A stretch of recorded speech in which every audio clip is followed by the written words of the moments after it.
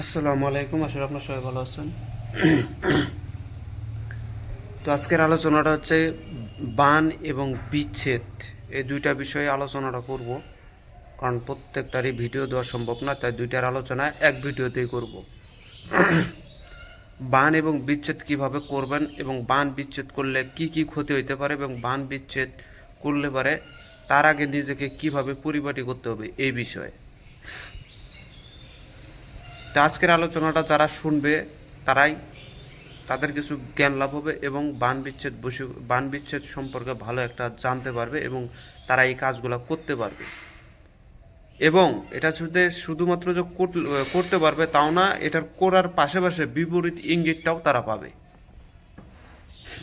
তো কিভাবে সেই বিষয়গুলো আজকে খোলাসা করতেছি, শুনেন। প্রথমত একটা জিনিস মনে রাখবেন, বান এবং বিচ্ছেদ এই দুইটা জিনিসই খারাপ। এটা যে ভালো তা না। অনেকেই বলে যে বান মারা ভালো, এটা সম্পূর্ণরূপেই ভাই ঠিক না।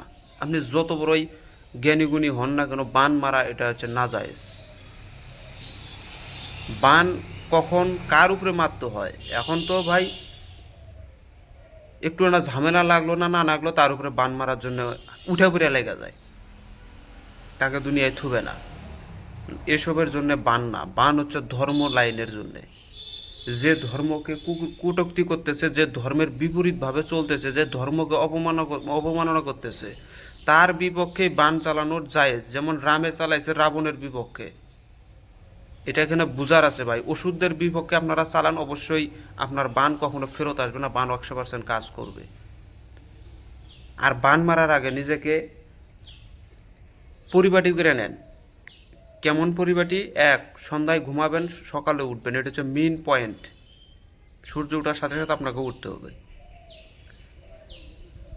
যারা বান বিচ্ছেদ যারা কাজ করে তারা কখনো ঘরের ভিতরে কাজ করবেন না, তারা সর্বদাই বাহিরে কাজ করার চেষ্টা করবেন। বানের কাজ সর্বদাই বাহিরে।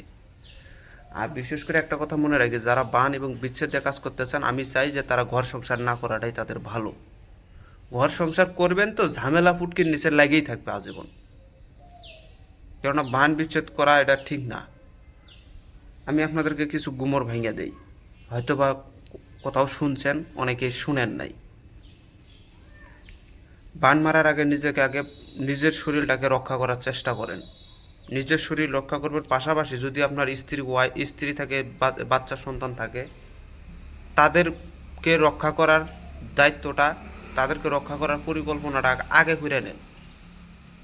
নিজের রক্ষা, নিজের পরিবারকে রক্ষা করার চেষ্টা আগে করেন, পরে বানের মধ্যে যান। নিজের পরিবার নিজেকে যদি রক্ষা না করতে পারেন, আপনি যদি বানে যান, তাহলে আপনি তো যাবেন সাথে পরিবারটাকেও খায়া যাবেন। কেননা আপনি একটা জিনিস চিন্তা করবেন, কবিরাজ তান্ত্রিক যারা হয় তাদের বাচ্চা কাচ্চা একটাও ঠিক নেই। 100% সত্য, মানলে মানেন, না মানলে না মানেন। কুফরি লাইনে যারা গেছে তাদের বাচ্চা কাচ্চা একটাও ঠিক নেই। এবং বান বিষয়ে যদি অভিজ্ঞতা অর্জন করতে চান, তাহলে বানের যে কার্যকলাপগুলো আছে সেটা হচ্ছে উলঙ্গ অবস্থায় শিখবেন এবং শ্মশানে, মশানে, কবরস্থানে, গোরস্থানে, এগুলো জায়গায় শিখেন। খারাপ জায়গায়, বান খারাপ জায়গায় শিখেন, 100% কাজ করবে। অ্যান্ড বান কিন্তু ভাই তামসিকও আছে, সামসিকও আছে, ধর্ম লাইনেরও আছে, অধর্ম লাইনেরও আছে। তাই যে লাইন সে সেই লাইনের মোতাবেক শিখবেন। যেমন উদাহরণস্বরূপ আপনাকে বুঝাই দেই, আমাদের মুসলমান মতে শরীয়ত মোতাবেক সূরা লাহাব দিয়ে কিন্তু বান মারা যায়, শরীয়ত মোতাবেক। আবার এই লাহাবটাকেই কুফরিভাবে বান মারা যায়। একটা হচ্ছে শরীয়ত, একটা হচ্ছে কুফরি লাইনে, শয়তানি লাইনে। তাহলে দুইটাই কিন্তু বানই হইল। এখন আপনি যেভাবে খাটাবেন ওইভাবেই। যদি আপনি কুফরিভাবে খাটান, তাহলে আপনাকে কুফরিটা অবলম্বন করতে হবে, কুফরির কার্যকলাপ শ্মশানে মশানে যেখানে সেখানে কাজ করতে হবে। আর যদি আপনি ধর্ম লাইনে খেলা, মানে শরীয়ত মোতাবেক যদি কাজটা করেন, তাহলে আপনাকে ঘরে বসেই বান মারতে পারবেন। এতে আপনারও ক্ষতি হবে না, আপনার পরিবারেরও ক্ষতি হবে না। বরঞ্চ আল্লাহর ফেরেশতারা আপনাকে আর সহযোগিতা করবে। আর যখন কুফরি লাইনে যাবেন, আল্লাহর ফেরেশতারা বেজার হয়ে চলে যাবে, তখন শয়তান খুশি হবে, তখন শয়তান আপনার সহযোগিতা করার চেষ্টা করবে। কিন্তু একটা কথা মনে রাখবেন, সত্যের জয় সর্বদাই হয়, মিথ্যার জয় কখনোই হয় না। একদিন না একদিন সত্য অবশ্যই প্রকাশ পায়। তো এখন বান মারলে পারে কি হবে? প্রথম কথা, যখন যার উপরে বান মারবেন আপনার টার্গেট থাকতে হবে তিনটা। প্রথমত দেখতে হবে যে আসলে যে আপনাকে কাজ দিছে, যার কাজ আপনি করতেছেন, সে আপনাকে কতটুকু সত্য কথা বললে আপনাকে ওকে মারার জন্য কথাটা বলছে। আপনি এই বিষয়টাকে যাচাই করবেন যে যে আপনাকে কাজ দিচ্ছে সে কোন লাইনে আছে, এবং সে যে কথাগুলো বললো এটা কি সত্য না মিথ্যা। আগে এটা বিষয়ে আগে পর্যবেক্ষণ করিয়া তারপরে কাজটা হাতে নেবেন।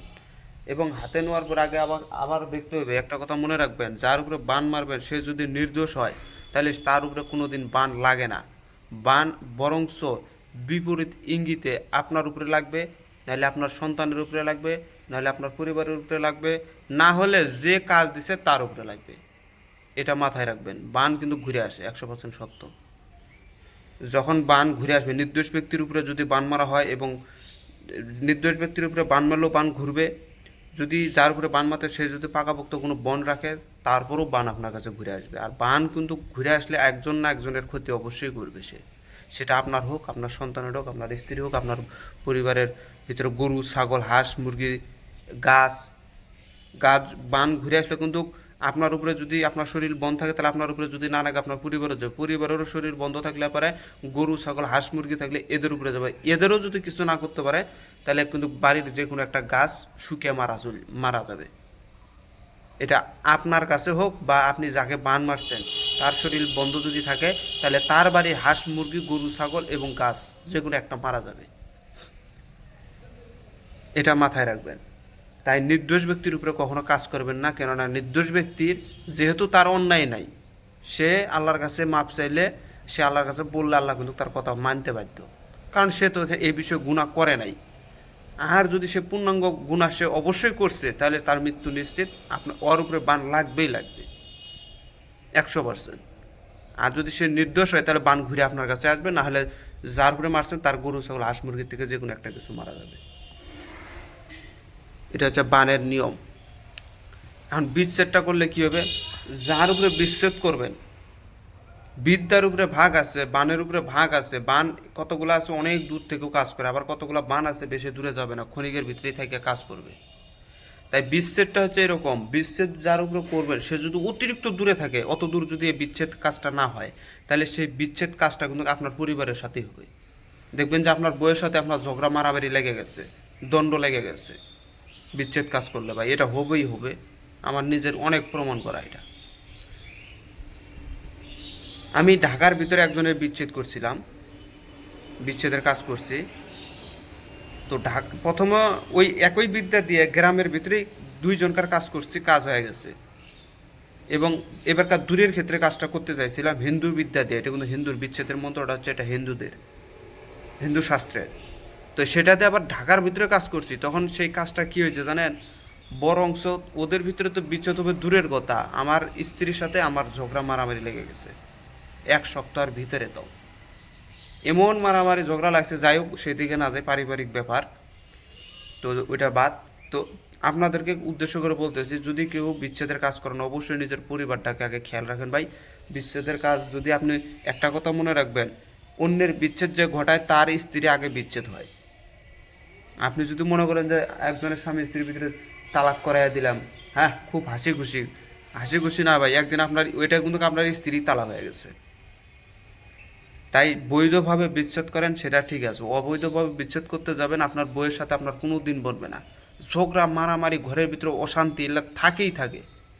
এবং আপনি যার উপরে বান মারতেছেন, এই বানটা অর্ধেক, যদি অর্ধেক তার উপরে অ্যাকশন নেবে আর অর্ধেক বাকি আপনার উপরে অ্যাকশন নেবে। দেখবেন যে আপনার শরীরটা যদি একটু হার্ড থাকে, বন টন ভালো থাকে, তাহলে আপনি তো সেফটি থেকে গেলেন, কিন্তু আপনার পরিবারে যে কোনো একজন লোক অসুস্থ হয়ে পড়ে যাবে। বান হচ্ছে এরকম জিনিস। তাই বলতেছি, যারা কবিরাজ তান্ত্রিক হয় তাদের পরিবার একটাও ঠিক থাকে না ভাই। ল্যাংরা, কুড়া, বোবা, কানা, আর না হলে একটা লোক আজ বিছনায় পড়ে আছে এভাবেই তারা ধ্বংস হয়। এই জন্য যারা কবিরাজ তান্ত্রিক গিরি করে তাদের আয় উন্নতি নাই। আয় উন্নতি আছে কার? যারা ধোকাবাজি করে খায়। ধোকাবাজি করে যারা খাবে তারা এটা কিনতেছে, ওইটা কিনতেছে, ওইটা করতেছে, ওইটা করতেছে, তারা করতে পারবে। কিন্তু যারা নিগালি কাজ করবে তাদের আয় উন্নতি কখনো হয় না। সে যেমন একটা লোককে মেরে ফেলাইছে, মনে করছেন যে তাকে মেরে ফেলাইছেন আপনি বেঁচে থাকবেন, না ভাই, ওইটার সাজা আপনাকেও পাইতে হবে। এবং যাকে মারছেন তার পাপের ভাগ তো আপনার ঘাড়ে এসে জমছেই। তাই চারিদিক দিয়ে খেয়াল রেখে এসব কাজ করতে হয়। যেমন আমার এখানে একটা লোক আছে, এই 9 মাস আগে তাকে এক লোকের ডাঙ্গাইয়া একদম 2টা ঠ্যাং ভাঙ্গা লাইছে, ভাঙ্গা বিছনায় ফালাইতে দিছে। তো তার যে বাপ ছিল উনি আমার কাছে, ওই দিন আমি গেছিলাম তখন আমার কাছে বলতেছে যে বাবা আমি কোরআনের উপরে হাত রেখে বলতে পারি যে আমি ছোটোর থেকে যতটুকু জ্ঞান বুঝ হওয়ার পর থেকে আমি কোনোদিন পাপ কাজে লিপ্ত হই নাই, অথচ আজকে আমার বেটাটা পঙ্গু হইয়া পড়ে আছে, তাও একটা লোকের ঠ্যাঙ্গের মধ্যে বাড়ি মেরে 2টা ঠ্যাং ভেঙে দিছে। গ্রামবাসীর ভিতরে খোঁজ নিছি, তারাও বলতেছে হ্যাঁ ওই লোকটা খারাপ। ওই সব লোকের উপরে আপনারা এইসব কাজ করেন, কামানের মতন কাজ হবে না মানে বন্দুকের গুলি মিস হবে, বান মিস হবে না। আর যদি নির্দোষ ব্যক্তির উপরে খাড়ান তাহলে 1000টা বিদ্যা শেষ করে দেবেন, এত সহজে নাগান করতে পারবেন না। কিন্তু হ্যাঁ পারবেন কখন, যখন একেবারে কুফরি শিরকের ভিতরে চলে যাবেন। হ্যাঁ সে ভালো মানুষটা হলেও তাকে অসুস্থ করবে। যেমন আমাদের নবীজি জীবনে একটা পাপ করে না, অথচ সেও কিন্তু জাদুর ভিতরে আক্রান্ত হয়েছে। অনেকেই মোল্লা মুন্সিরা বলে ফেলে 5 ওয়াক্ত নামাজ পড়ি আমার একটা চুল বাঁকা করার ক্ষমতা নেই, এটা ভুল কথা। আল্লাহ শয়তানকে এমনও পাওয়ার দিয়ে দিছে, গাছ মরা গাছকে তাজা করে দেওয়ার ক্ষমতা এই শয়তানের ভিতরেও আছে। খালি আল্লাহ পারে না একাই, শয়তানও পারে, এটা আল্লাহই দিছে। তো একটা কথা মনে রাখবেন, যত বড় ভালো ব্যক্তি হন আপনার উপরও বান লাগবে, কিন্তু হ্যাঁ আপনার 100-র ভিতরে আপনার 10% হলেও ক্ষতি হবে, বাকি 90% আমারই হবে। কিন্তু 10% হলেও আপনাকে অসুস্থ করবে সে। এগুলোই হচ্ছে সেই বিষয়।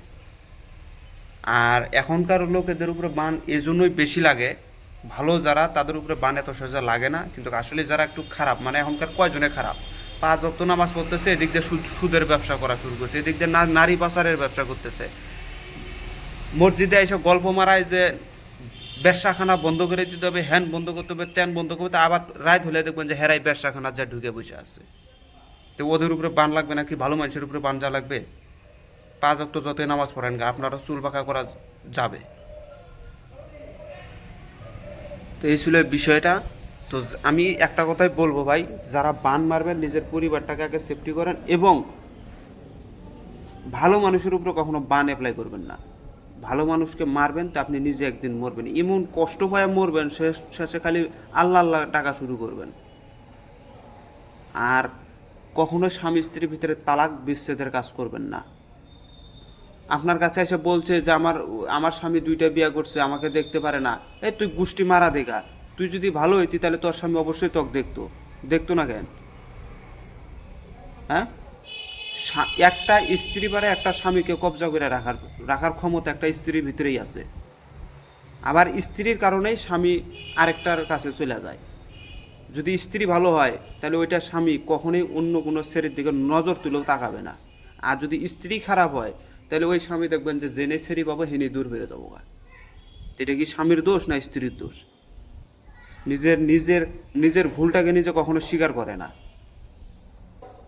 তো এটা মাথায় রাখবেন যে এইসব স্বামী স্ত্রীর ভিতরে তালাকের কাজ করতে যাবেন অবৈধ, যেটা যেমন ধরেন এখনো বিয়ের শাদী হয় নাই, ওগুলোর ভিতরে বিচ্ছেদ করে শেষ করে দেন। কিন্তু খাঁটি যেটা প্রেম আছে সেটার ভিতরে বিচ্ছেদ করতে যাবেন না ভাই। এক কথা চারিদিক দিয়ে বিবেচনা করে আপনার জ্ঞানে যেটা বলবো সেটাই করেন, এত কিছু তো বলা যাবে না। কেননা জ্ঞান বিবেক বুদ্ধি 3টে আপনার কাছে আছে, আমার কাছেও আছে। আপনারটা আপনি দিয়ে চলেন, আমারটা দিয়ে আমি চলি। আর এখানে কিছু গুমর আছে, যে গুমরটা আমি ভাঙতে চাইছিলাম সেই গুমরটা এখন ভাঙিয়ে দিই। বানের কাজ যখন করতে যাবেন, বানের কাজের যে পরিকল্পনাটা আছে, যেমন ধরেন আগরবাতি জ্বালাইছেন, প্রদীপ জ্বালাইছেন, পুতুল বানায়া পুতুলের উপরে কাজ করছেন, হাড়ির উপরে কাজ করছেন, হাড়ি যেটার উপরে কাজ করেন। যেমন আগরবাতির আছে, যখন আপনার কাজ শেষ আগরবাতিটাকে উল্টা করে গেড়ে দিয়ে চলে আসে করবেন। প্রদীপ আছে, প্রদীপটাকেও উল্টা করে দিবেন। পুতুলটাকে সোয়ার করবেন, পুতুলটাকে উল্টা করে দিবেন। এগুলো হচ্ছে গুমর। এত সহজে কোনো কবিরাজ আপনাকে বলবে না এগুলো, 100% গ্যারান্টি দিলাম। এ কথা জীবনেও শুনেন নাই। বানের কাজের নিয়ম হচ্ছে যখন আপনার কাজ শেষ সব কিছুকে উল্টা করে গেড়ে দিয়ে চলে এসে পড়বেন। কাজ হবে, কাজের বাপস হবে। উল্টা করে গাড়ার ইঙ্গিতটা হচ্ছে সে তার মারণ কাজ। এবং উল্টা করে গাড়ার ইঙ্গিতটা হচ্ছে বিচ্ছেদের কাজ। বিচ্ছেদের কাজ করছেন, দুইটা পুতুলতে বিচ্ছেদ করছেন, দুইটা পুতুলকে দুইটার পাশার দিকে এক করে দিয়ে দেবেন। এর মুখ এদিকে থাকবে, ওর মুখ ওইদিকে থাকবে, দুইটাকে এভাবে দুইটাকে রেখে দেবেন, কেউ কারোর দিকে যেন না দেখে, তাহলে কিন্তু বিচ্ছেদ হবে না, বশীকরণ হয়ে যাবে। বললে দুইটার মুখ আলাদা আলাদা করে রাখবেন, দুইটাকে দুই জায়গায় রাখবেন, এবং আগরবাতি জ্বালাইছেন, প্রদীপ জ্বালাইছেন, যেটাই করেন, যখন আপনার কাজ শেষ তখন দুইটাকে উল্টা করে দুই পাশে করে পুঁতে দিবেন, এবং একে অপরকে যাতে দেখতে না পারে। এবং আগরবাতি যেটা আছে সেটাকে উল্টা করে গাড়ি দেবেন, মোমবাতি বা প্রদীপ যেটা আছে সেটাকে উল্টা করে ওখানে রেখে দিয়ে পিছনে না তাকে সোজা চলে আসতে পারবেন। এগুলো হচ্ছে বিচ্ছেদ এবং মারণের কাছে নিয়ম, আসল গুমরের চেয়ে যেগুলা। আরও দেহের কিছু বিষয় আছে যেগুলো দেহের ভিতরে টার্গেট করে এগুলা কাজ হয়। যেমন আরেকটা গুমর ভেঙে দেই, একটা হচ্ছে ভালো, একটা হচ্ছে মন্দ। যখন আপনি কোনো ভালো কাজ করবেন কবিরাজি লাইনে, তখন ডান হাতটা দিয়ে সমস্ত কাজটা করার চেষ্টা করবেন, ডান হাত দিয়ে। আর যখন আপনি কোনো খারাপ কাজ করবেন তখন এই বাম হাত দিয়ে করবেন। যত কাম আছে, বানের হোক বিচ্ছেদের হোক, খারাপ কাজগুলা যেগুলো যত কাম আছে সেগুলো বাম হাত দিয়ে করবেন। কেন, বাম হাতটা হচ্ছে শয়তানের প্রতীক, আর ডান হাতটা হচ্ছে মুহাম্মদের প্রতীক। ভালো এটা, মন্দ হচ্ছে এটা। তাই এই দুইটাকে পর্যবেক্ষণ করে কাজ করবেন। আরেকটা হচ্ছে শ্বাস এবং প্রশ্বাস। যখন ডান নাসিকাতে শ্বাস যাবে তখন ভালোর কাজ করবেন, যখন বাম নাসিকাতে শ্বাস যাবে তখন আপনি খারাপ কাজটা করবেন। আপনার কাজ কখনো বৃথা যাবে না। যখন ভালো কাজ করবেন পূর্ণিমার চাঁদে করবেন, আর যখন খারাপ কাজ করবেন যখন অমাবস্যা লাগবে তখন করবেন। এগুলাই হচ্ছে সেই বিষয় ভাই। তে পুরুষাঙ্গের দুইটা গোটা আছে, এই দুইটা গোটার থেকে যখন একটা ডানটা ঝুলে থাকবে তখন আপনি কাজে নামবেন, দৌড়াবেন। বামটা ঝুলে থাকবে তখন এই কাজে নামবেন, খারাপ কাজে নামবেন। এগুলো ভাই মেলা বিষয় আছে, যাই হোক ওইদিকে না কথা বলি, খারাপ দিকে যেতেছে। আর যারা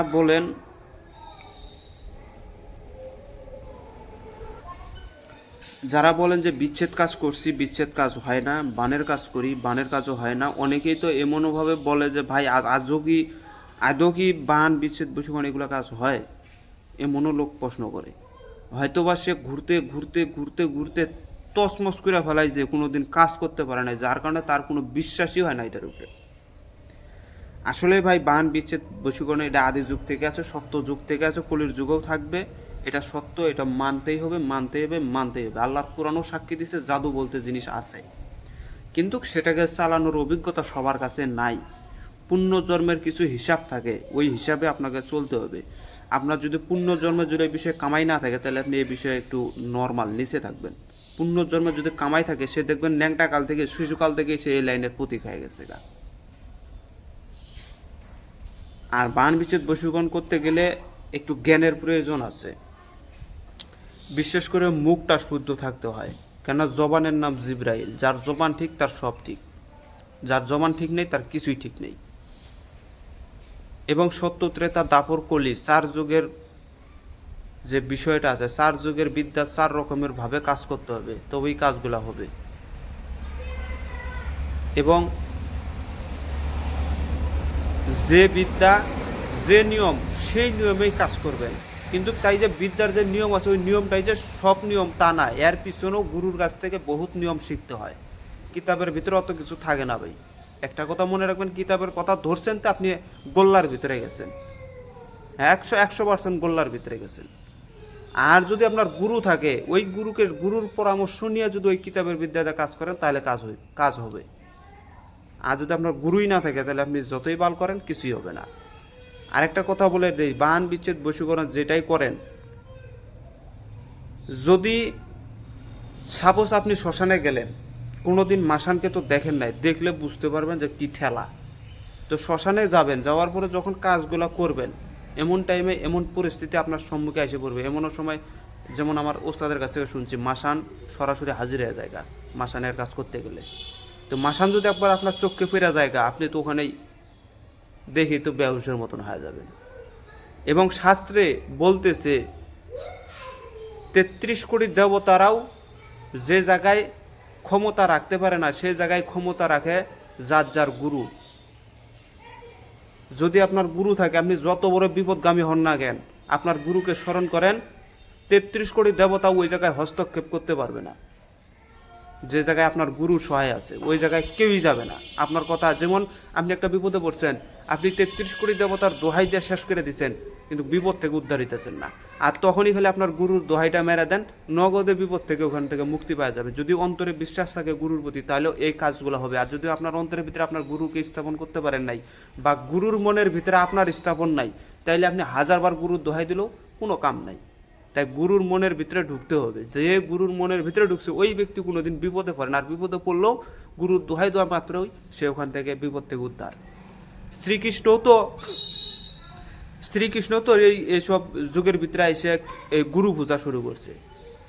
মুনি ঋষি সাধুদের কাছে গেছিল, কিসের জন্য গেছিল? আপনাদেরকে এইসব জিনিস দেখলেই তো বোঝা যায় যে গুরুর কি মাহাত্ম্য। হ্যাঁ, বাপ ছাড়া জন্ম আপনার হয় নাই, তাহলে মানে বাপ আপনার গুরু, মাও আপনার গুরু। আপনি মাস্টারের কাছে গেছেন শিক্ষা নেওয়ার জন্য, মাস্টার আপনার গুরু হয়ে গেছে 100%। তো গুরু ছাড়া কোনো কিছুই নাই, গুরু ছাড়া সৃষ্টিই নাই। যার গুরু নাই তার কিছুই নাই। স্বয়ং আল্লাহ এক গুরু, মোহাম্মদ আরেক গুরু, এভাবে যতগুলো আছে সবগুলাই আমাদের হচ্ছে গুরু হয়। আমরা তো বাপ মাওকে অনেক সময় আমরা মূর্খের সাথে চলি, তো অনেক মূর্খ আছে ডাইরেক্ট বলে ফেলে কিসের বালের গুরু, কিসের কি গুরু, গুরু মুরু ধরতে হয় না, গুরু কাছে যাইতে হয় না, বাপ মাও তো আছেই। আরে বেটা, তুই যে গুরু বকাবকি দিস, তোর বাপ মাও তো গুরু হয়, তাহলে তার মানে কি তোর বাপ মাওকে তুই বকা দিস? হ্যাঁ, শুধু একটা কথাই বলি, যে যার কাছেই গেছেন তাকে অন্তর থেকে বিশ্বাস করেন, সে পারুক বা না পারুক। আমরা মনে করি যে মনে হয় গুরু ভুল শিক্ষা দিল আর সে শিক্ষায় শিক্ষিত হইলাম আমরা। আসলে বিষয়টা এরকম না। যার ভক্তি যতটুকু তার জ্ঞান ততটুকু। আপনার যদি গুরু যদি হয় বেশ্যারনন্দন, তবুও ভক্তের কাছে পতিত পাবন। আমি মনির যদি হয়ে যায় বেশ্যার মানে বেশ্যার ছেলে, যদি আমি মনির যদি বেশ্যারও ছেলে হয়, যদি আমার ভক্তগুলো যদি আমাকে মনে প্রাণে বিশ্বাস করে, হ্যাঁ, তাহলে ওই আল্লাহ তো সবই জানে। কার মনের ভিতরে কি আছে আল্লাহ জানে না? আমি না হয় খারাপ, কিন্তু আমার শিষ্যগুলোর মনের ভিতরে তো আল্লাহ জানে যে এই শিষ্যগুলা অন্তর থেকে তাকে ভক্তি করতেছে এইভাবে। তার মানে কি, সেই শিষ্য অবশ্যই সে উদ্ধারগামী হবে। আমি যদি নাও যাই, সে কিন্তু উদ্ধারগামী হয়ে যাবে। তাই একটা কথা মনে রাখবেন, গুরু যদি হয় বেশ্বরনন্দন, ভক্তের কাছে পতিত পাবন। পতিত পাবন মানে কি, স্বয়ং আল্লাহ, খোদা, কৃষ্ণ, কালী, যাই যেটাই বলুক, ওই একজনকে কি খেয়াল করে সব কিছু। তো যাই হোক, ভিডিওটা অনেক বড় হয়ে গেছে, আমি এই ভিডিওটা আর বড় করতে চাই না। শুধু একটা কথা বলে দিতেছি, বান বিচ্ছেদ এবং বশীকরণ কাজটা আপনারা করেন, এটার অনুমতি এটার করলে ভালো। কিন্তু বিচ্ছেদ এবং বানের কাজ করতে গেলে একটু সাবধানতা অবলম্বন করবেন। আপনারা খালি একটা জিনিস খেয়াল করে দেখেন, যে আপনারা যখন বিচ্ছেদ করার পরে কিছুদিনের ভিতরে দেখবেন আপনার স্ত্রীর সাথে ঝগড়া মারামারি লেগে যায়। এর কারণটা কি? ওই যে বিচ্ছেদ করে আইছেন, ওখানে তো বিচ্ছেদ করতে পারেন নাই, ওই বিচ্ছেদ এসে হইতেছে আপনার বাড়ির ভিতরে গ্যামজাম শুরু হয়ে গেছে গা। মারণ কাজ করলেন একজনের উপরে, বাড়ির মধ্যে আপনার বাড়ির ভিতরে 10-12 দিন পরে একটা লোক বিছনায় পড়ে গেছে গা। বানের কাজ করে থেয়েছেন, আপনার বাড়িতে লোক পড়ে আছে বিছনায়। এগুলা কেন হয়? এগুলা পর্যবেক্ষণ করেন ভাই। আর বিশেষ করে এসব লাইনে যারা কাজ করে তারা ভুল করেও যাতে বাচ্চা কাচ্চা না নেয়, মানে বিয়ের সাথে না করাটাই ভালো। যারা খারাপ লাইনে কাজ করবে তাদেরকে বলতেছি। আর যদি ভালো লাইনে কাজ করেন তাহলে আপনারা বিয়ের সাথে করেন, আল্লাহ সহায় থাকবে, কোনো ক্ষয়ক্ষতি হবে না ইনশাল্লাহ। সবাই ভালো থাকবেন। আরেকটা কথা, সেটা হচ্ছে যে ঈদের পরে হচ্ছে ঈদের 1 তারিখে আমার শিষ্যরা আসতে পারবে, এবং 4 তারিখের ভিতরেই তাদেরকে চলে যেতে হবে। 1 তারিখের আগে আসা যাবে না। 1 তারিখেই আপনাকে গাড়িতে চড়তে হবে, এবং তারপরের দিন এসে ঠেকবেন, 1-2 দিন থাকবেন, 4 তারিখে আবার বিদায় নেবেন। এবং যদি কারো যদি জরুরি হয়, সে 4 তারিখের আগে বিদায় নিয়ে নেবে। তো সবাই ভালো থাকবেন। খোদা হাফেজ। আসসালামু আলাইকুম।